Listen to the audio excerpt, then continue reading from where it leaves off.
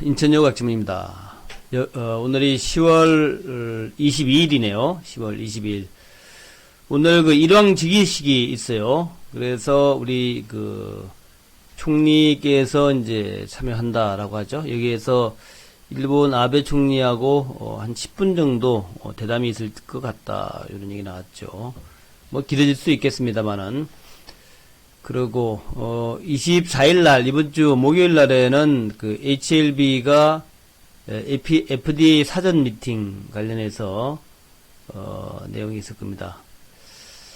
그 OS가 확보 못한 상황에서 이제 HLB가 또 결과가 좋다라고 발표를 했죠. 그래서 주가가 많이 떴는데 쇼 커버링 들어오고 하여튼 복잡합니다. 내용이 어떻게 될지 한번 봐야 될 것 같고, 지금 이제 뉴욕에서 벌어지고 있는 것은 일단 미중 간의 협상에 대해서 좀 낙관적인 그 얘기들을 관료들이 하고 있는데, 시장은 완전히 믿어주지는 못하는 그런 이제 상황이다. 시장은 뉴욕에서 과연 정말 미중 간의 협상이 잘 진행될 거고 또 진행되었는지에 대해서 좀 믿어주지 못하는 이제 그런 양상이 나타나고 있습니다.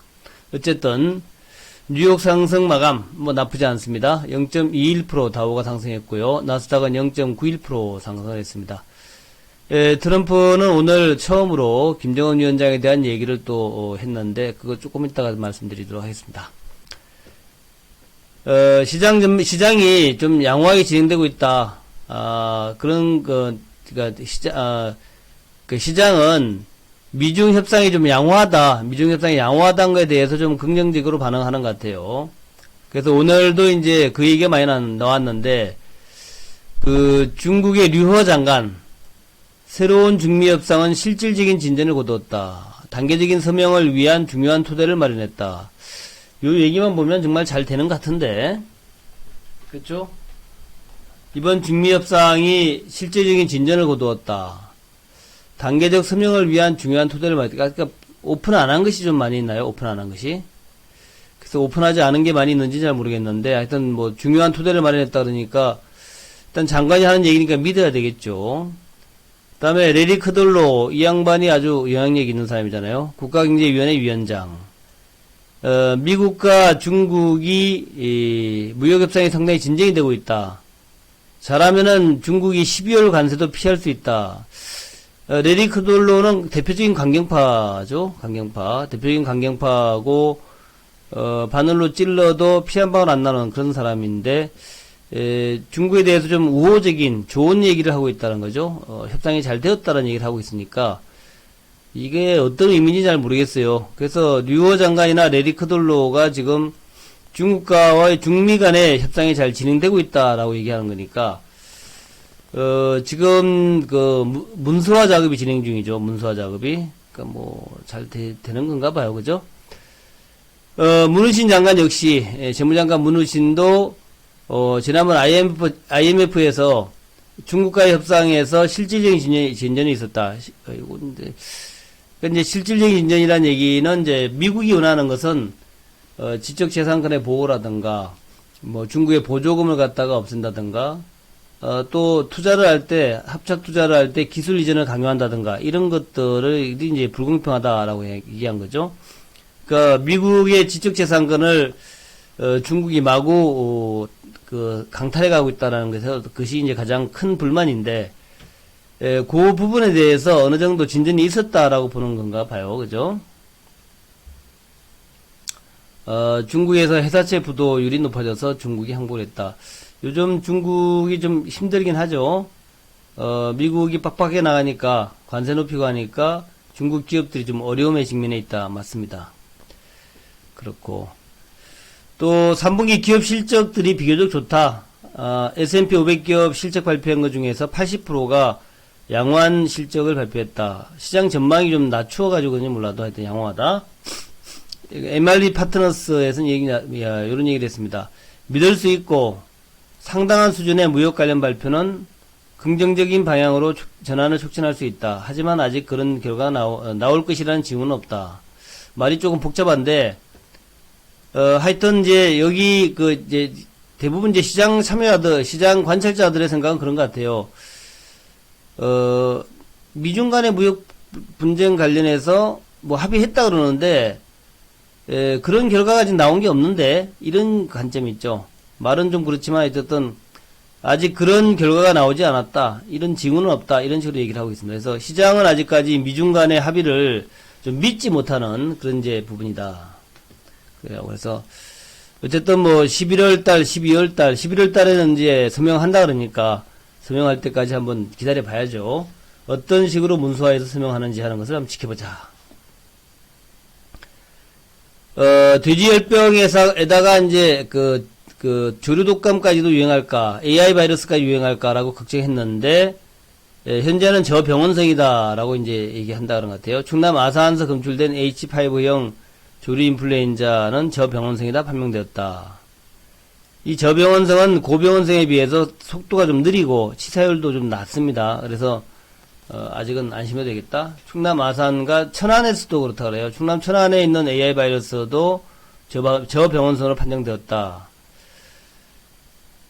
그리고 충북 청주에서 지금 충북 청주 보강천에서 이제 또 바이러스가 검출됐는데 요것은 좀 지금 현재 고병원성인지 저병원성인지를 지금 조사를 하고 있다는 거예요. 근데 이제 이 조류 독감은 종류도 많고 복잡하대요. 종류도 많고 종류가 많다 그래요. 그래서 변형도 많고 변이도 많고 그래서 좀 자세히 조사해야 된다는 거죠. 종류도 많고 그다음에 이제 변이도 많고 이게 잘 또 이제 좀 바뀌어버린대요. 그래서 한 4, 5일 정도 그렇게 조사해야만이 이제 고병원성인지 저병원성인지 이제 밝혀진답니다. 그래서 22일경이니까 오늘이죠. 오늘 고병원성 여부가 판명 날 것 같다 그래요. 조류독감. 뭐 돼지열병에다가 조류독감까지 나오면 좀 그렇죠. 근데 돼지열병은 최근 들어서 한 뭐 거의 일주일 이상 아직까지는 이제 추가로 밝혀지지 않고 있어서 2주인가? 또 그래서 좀 다행이다 생각합니다만은 좀 지켜보자고요. 그리고 한국과 중국이 5년 만에 사드가 드디어 봉합이 됐다 그래요. 5년 만에 한중 간에 5년 만에 사드가 봉합됐다. 근데 이 사드 때문에 롯데가 많이 피해를 받았어요. 롯데 자기 골프장에다가 사드 배치를 허용해주면서 중국에 있는 롯데 약 100개 매장이 눈물을 머금고 철수를 했죠. 이 철수 과정에서 1조 이상, 1조에서 1조 한 5천억 정도? 그 정도 1조 이상의 손실이 났다 그래요. 엄청난 큰 손실이죠. 중국 롯데. 매장 100개 정도가, 105개인가 뭐 하여튼 100개 이상이 철수했다 그래요. 사드 때문에. 그래서 롯데가 하여튼 중국 사드 때문에 상당히 피해를 많이 봤다. 뭐 다른 것도 피해 많죠. 그거에다가 중국 관광객 안 오는 바람에 우리나라 중국 관련 내수 관련 요인들이 많이 있었어요. 내수. 우리 뭐 일본 안 간다 그러니까 일본 관광 타격 받는 것처럼 우리나라의 뭐 음식점들, 그러니까 패키지 관광객들을 위한 전용 음식점이라든가 전용 쇼핑몰 이런 게 많았거든요. 또 무슨 뭐 가이드 많았는데 이게 전부 한 5년 동안 피해를 받은 겁니다. 그래서 이게 이제 내수에 미친 영향이 컸다.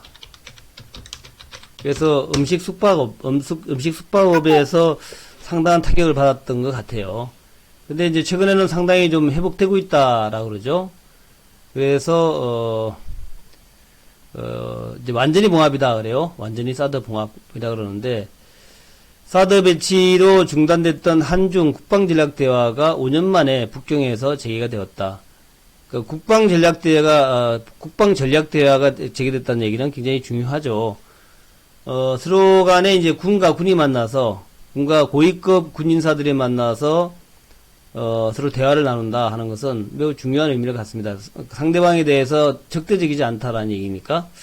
그래서 안보 협력에 대해서, 안보 협력까지도 좀 논의하는 그런 상황으로 다시 이제 복원이 됐다라는 것은, 한중 간의 관계가 완전히 복원됐다라고 봐도 될 것 같아요. 다음에 샹산 포럼에서 북경을 방문한 박재민 국방부 차관과 중국의 연합참모부의 샤오위안밍 부참모장 중장이라 그래요. 간에 제5차 한중 국방전략대화를 개최했는데, 예, 오찬도 같이 했다 그래요. 그래서 올해 한중 국방교류 협력 경성화를 높이 평가한다. 또 한중 국방장관 상호 방문 추진, 그 국방장관끼리 상호 방문하겠다. 이런 이제 교류 정진에 합의했다는 거죠. 그 외에도 이제 해군과 공군의 직통전화 추가 설치. 그러니까 지난번처럼 자기 영공을 침입하고 이런 것들을 막기 위해서 해군 간의 직통전화를 추가 설치했고 그런 뭐 했다는 거죠. 또 재난 구호 협력 관련돼서 국방 교류 협력에 대해서 합의를 했다. 그래서 한국과 중국이 가까운 데 있는 나라고 역사적으로 볼 때는 중국과는 항상 우호적인 관계를 유지했기 때문에 지금은 이제 우호적인 관계, 뭐 미국과도 중요하지만 중국과도 상당히 중요하다.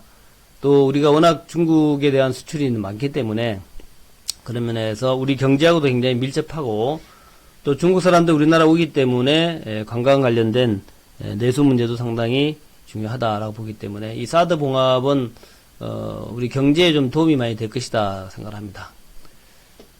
다음에 이제 강원도가 금강산 관광을 재개하자고 캠페인을 시작했네요. 여러분들 또 이 캠페인에 좀 참여하시기 바랍니다.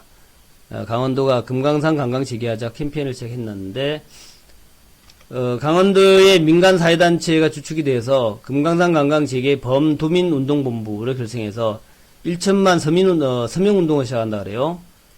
21일날, 어제죠? 강원도에서 발대식을 했고, 전국적으로 오프라인 서명운동도 하고, 또 온라인 서명운동은 이제, 누리집, peaceagain.net이라 그래요. peaceagain. www.peaceagain.net. 여기에서 이제, 누리집이라 그러는데, 여기에서 서명운동 하니까, 그 서명운동 저도 했는데, 간단하더라고요. 우리, 남북주에 관심 있는 분들은 금강산 관광, 재개하자. 여기에, 제가 할 때 700몇 명이, 어제 저녁에 700몇 명이 이제 서명했는데, 여러분 적극적으로 peaceagain.net에 들어가서 누리집이라요. 누리집 들어가가지고 서명운동 좀 하시자 하는 말씀을 좀 드립니다. 그래서 전국적으로 확산할 계획이다. 1천만 서명을 받아가지고 청와대, 국회, 백악관, 미국 의회 중요하겠죠. UN 대북제재위원회에 전달할 계획이다. 그래요. 그래서 이런 것은 좀 우리가 좀 할 필요가 있겠다. 지난해 9월 달에 3차 남북정상회담이 있었죠. 이 남북정상회담에서 조건이 되는 대로 개성공단과 금강산 관광을 우선 정상화하기로 합의를 했거든요. 그렇게 했는데 그게 지금 안 되고 있죠. 그때 이제 우선 정상화한다. 그러니까 개성공단하고 금강산은 일단 예전에 하던 거기 때문에 우선 정상화하자 그랬는데 아직까지 안 되고 있다 하는 거고. 북한이 한국과 미국이 새로운 해결책을 제시해야 된다. 북한이 한미가 새로운 해결책을 제시해야 한다라고 또 얘기를 했네요. 이거는 이제 공식적인 적이 아니라 이제 김현용 북한 인민무력성 부상, 그러니까 차관이죠, 차관. 우리나라 따지면 국방부 차관입니다, 국방부 차관. 베이징의 샹산 포럼에서 김영용 북한 인민무력성 부상, 그러니까 뭐 국방부 차관이죠. 국방부 차관이 미국과 한국은 한반도 문제에 새로운 해결책을 가지고 나와야 한다. 이거는 뭐 비슷한 얘기죠. 비슷한 얘기. 새로운 셈법이란 말과 거의 비슷합니다. 북한은 평화를 위해 끊임없이 노력을 해왔다. 미국의 대북 정책은 시대착오적이다 라고 비판했다는 거죠. 그래서 웨이펑허 중국 국방부장은 또 이런 얘기 했습니다. 요것도 이제 샹샨 포럼에서 얘기한 건데 이게 한국말로 향산이죠. 향산. 샹이 향인가 봐. 향. 산은 그대로 산이고요. 향산. 중국과 한국은 중요한 이웃 나라다. 고위급 교류와 협력을 강화하고 양군 관계 발전과 안보를 강조했다. 그래요. 샹샨 포럼, 뭐 군 관련된 포럼인가 봐요. 다음에 이제 김현철 장관의 오이사주차 해지에는 어제 제가 올린 건데 다시 한번 올렸습니다. 오이사주치 어제 올린 건데 다시 한번 올렸는데 오이사 조치 해제를 논의하고 있다. 조건과 환경에 맞게 검토가 가능하다. 김현철 통일부 장관이 오이사 조치 해제를 논의하겠다는 거죠. 오이사 조치는 그 2010년이면 벌써 9년이 지났네요. 9년. 거의 한 10년 지난 건데, 천안함 사태가 발생하고, 그때 이제 개성공단과, 개성공단 외에 남북교육을 중단하고, 북한 선박 운항을 불허하고, 개성공단과 금강산을 제외하고 방북도 불허하고, 북한의 신규 투자 불허, 대북 지원 사업 보류. 그러니까 그때만 하더라도, 이 오이사 조치만 하더라도, 개성공단과 금강산은 계속 하는 걸로 했었죠. 그러다가 이제, 3년 전에 개성공단도 철수해버리고, 뭐 그렇게 된 겁니다. 그래서, 쌉쌀한데, 아무튼, 김현철 장관의 얘기는 개별 관광 문제는 제재에 해당하지 않는다. 유엔 제재에 해당하지 않는다는 얘기죠.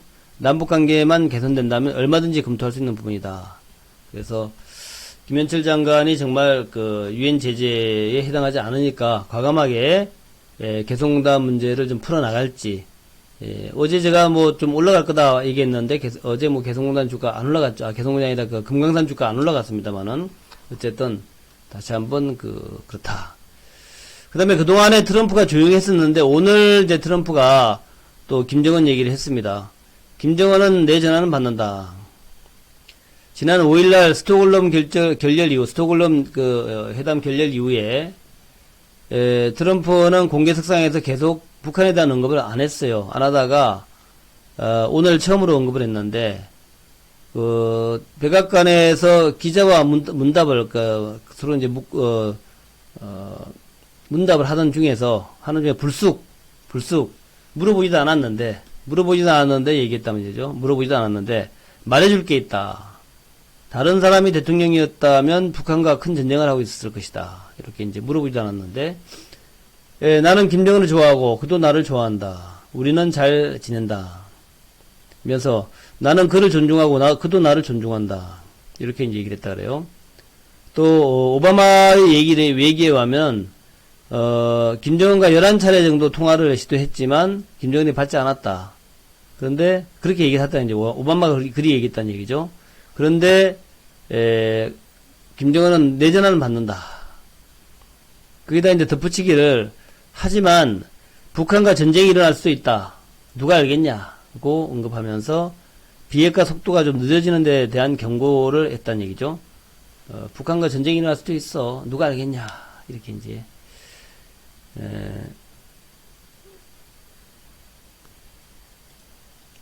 그렇게 얘기했다는 거죠. 그래서 하여튼 어쨌든 간에 현재 교착 상태에 있고 10월 5일 결렬 이후에 한 주, 두 주가 지났죠. 지금 이제 10월 5일 날 결렬이라고 발표가 나왔는데 12일 날이 한 주고 19일 날이 두 주죠. 두 주. 그리고 오늘이 22일이니까 두 주하고 이틀 지난 거죠. 두 주하고 이틀. 오늘까지 이제 두 주 이틀. 스톡홀름 이후 두 주 플러스 이틀. 오늘이 이제 그 정도 전에 지난 시간이에요. 그래서 뭐 두 주 내에는 안 하겠다 그랬으니까 이제 슬슬 무엇인가 이번 주에는 나오지 않겠나? 더군다나 이제 트럼프가 참지 못하고 이제 드디어 언급을 하기 시작했으니까 글쎄요, 뭐가 나오지 않겠나? 이렇게 생각해보는 거죠.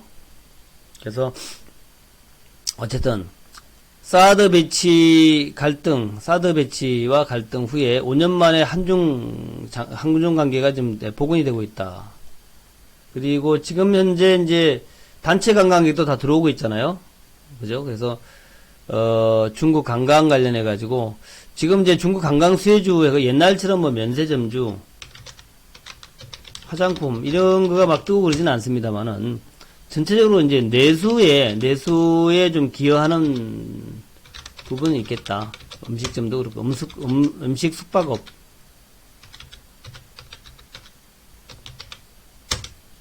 요거는 조금 좀 기여하는 바가 있을 것이다. 음식 숙박업.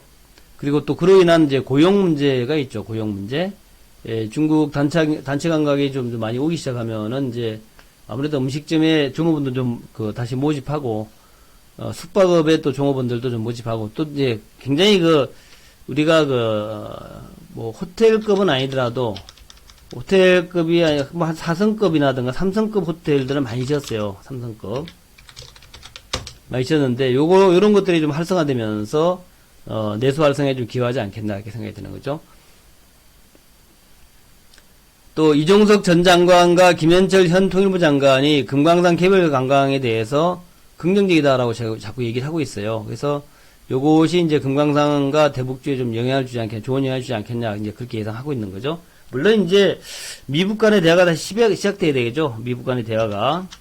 미국 간의 대화가 다시 시작이 되어야 이게 이제 본격적인 남북주 재료가 되는데, 그 미국 간의 대화가 언제 시작되느냐 하는 게 좀 기다려봐야 되는 부분이다.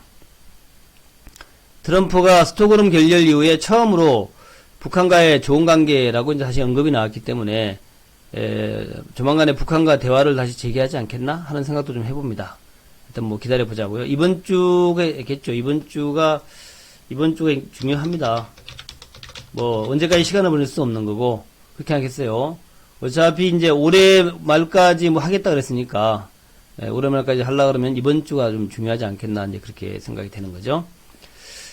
자, 그리고 어제 코스피는 소폭 상승, 코스닥도 소폭 상승이었고, 수급은 뭐 별로였어요. 어제 월요일이었는데 외국인들이 좀 팔았습니다. 기관은 좀 코스피 사기는 했지만 또 코스닥은 팔았고요. 지금 등락률이 별로 안 좋아요. 등락률이 지난주 목요일날 59%, 금요일날 89%, 그 다음에 어제는 48%, 어제가 가장 안 좋았죠.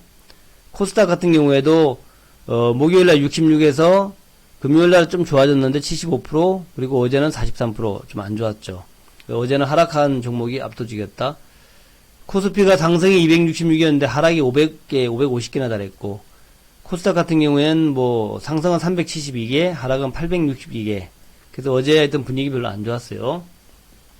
대부분의 종목들이 별로 안 좋은 모습 보였다. 그래서 목요일부터 목금 월 4월간 하락 종목수가 많은 그런 조정의 구간이었다는 거죠. 종목들을 보게 되면 뭐 비슷합니다. 대부분 다 좀 약보합 정도, 대형주들이 전부 약보합 정도 그렇게 나왔고, 그다음에 바이오 같은 경우에는 이제 HLB만 이제 급등하는 모습, HLB. 그래서 이제 HLB가 과연 저렇게 급등할 수 있는 것인가에 대해서 다시 한번 우리가 좀 살펴봐야 될 부분은 있어요. 그래서 HLB 관련해서 한번 잠시 보겠습니다. HLB에 대해서 제가 한번 그때 해놓은 게 있는데, 요 내용을 한번 좀 봐야 되는데, HLB.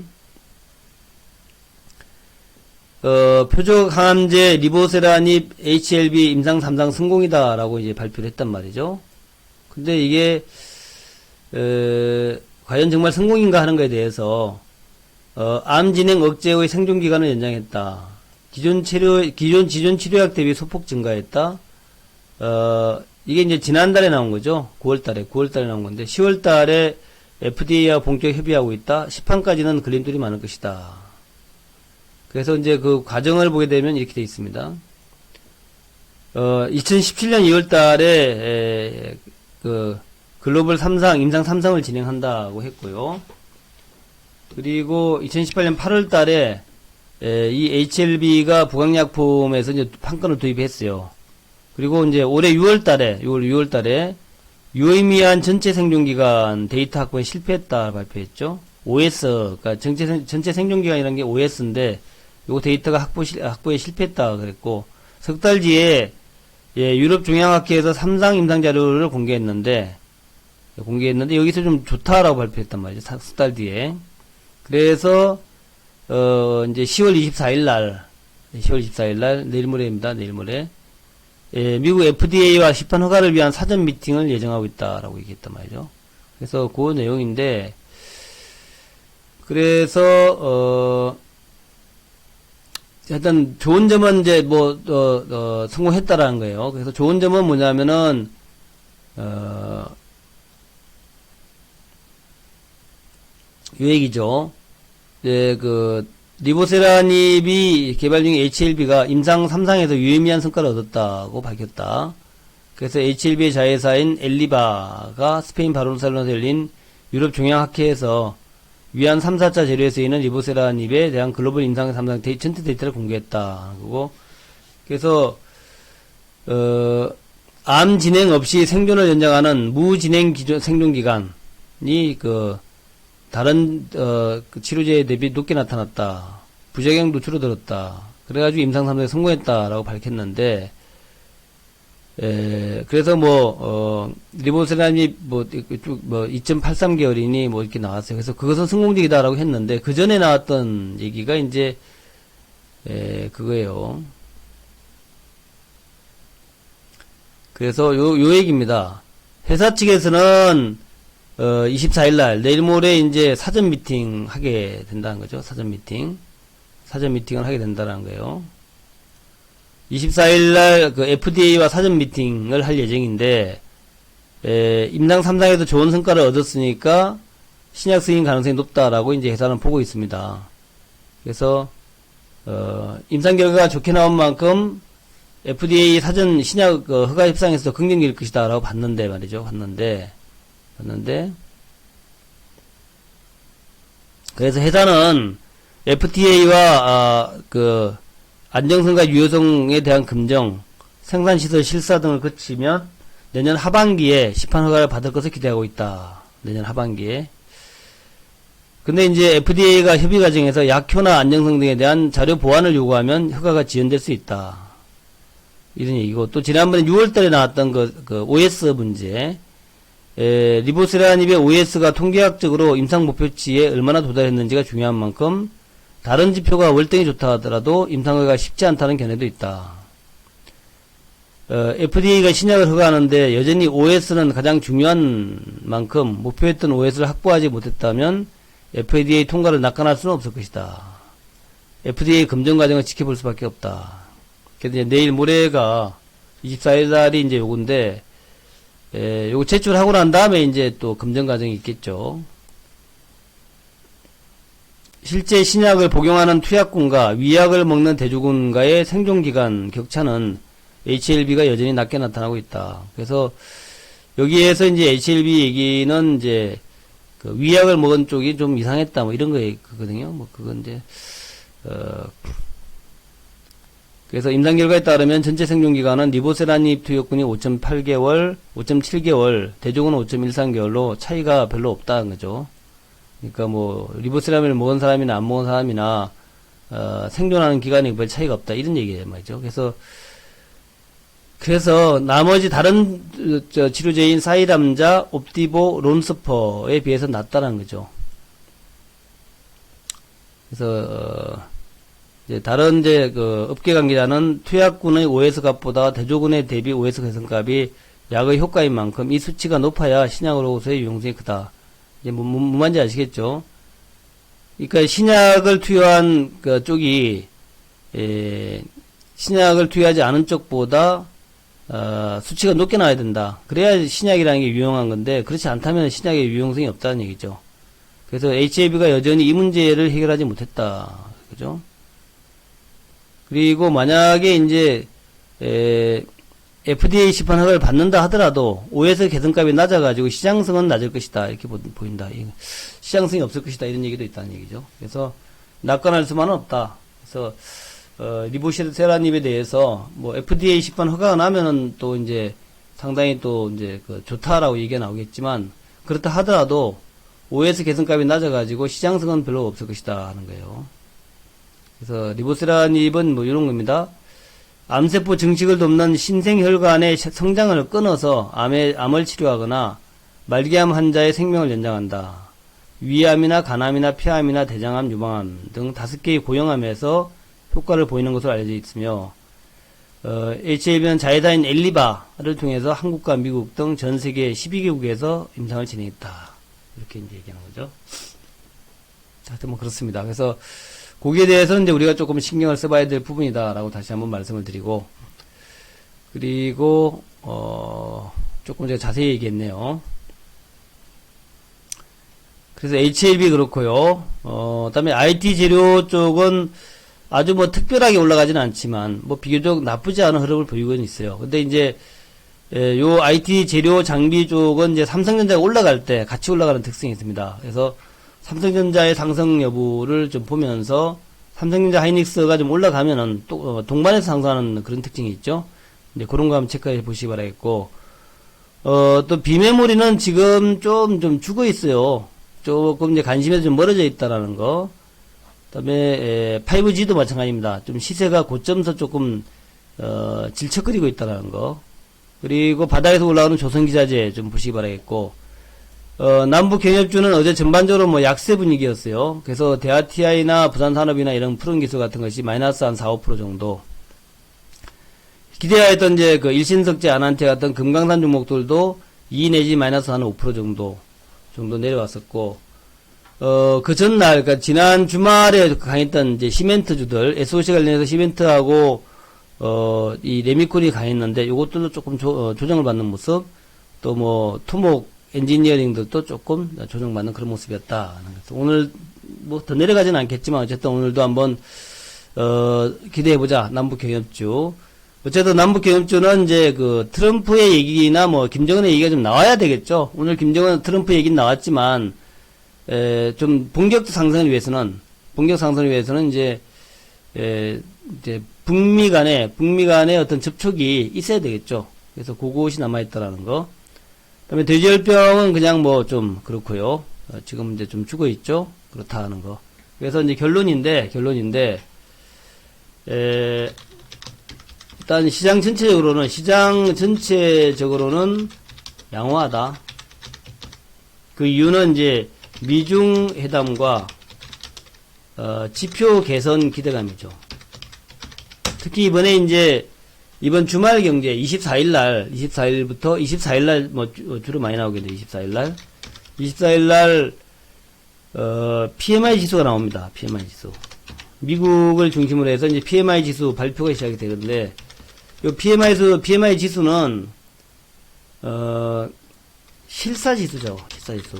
이 실사지수가 미중 협상 진전이라는 뉴스에 매우 긍정적 반응을 할 것이다.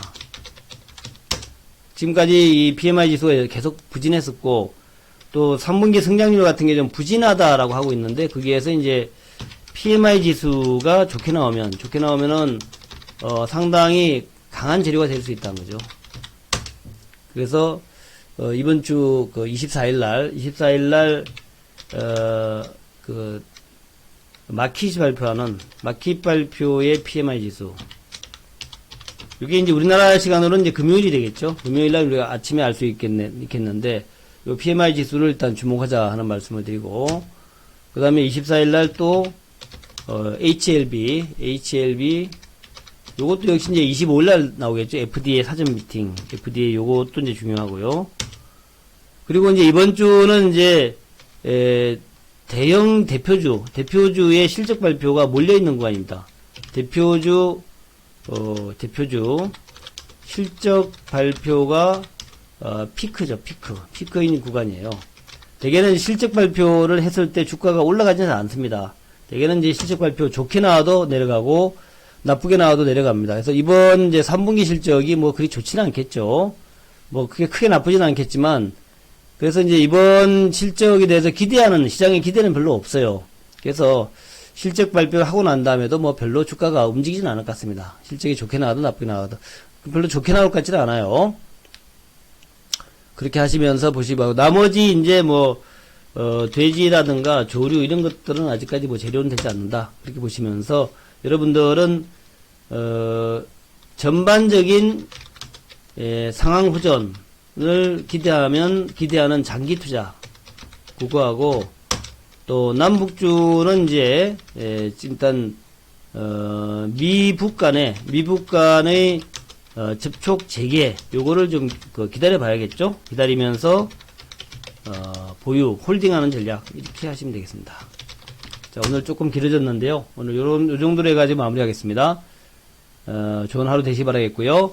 어제 제가 저녁에 공개방송 안 했는데, 어제 뭐 장도 별로 안 좋았고 해서 뭐 굳이 공개 방송을 할 필요 없겠다 해가지고 저녁에는 안 했습니다. 예, 오늘 좋은 하루 되시기 바라겠고요. 일단 시장 자체는 여전히 나쁘지 않고 남북주 역시 지금 뭐 버릴 만한 그런 위치는 아니다라는 거, 그런 관점으로 대응하시면 되겠다. 예, 감사합니다. 요거 유튜브에도 하니까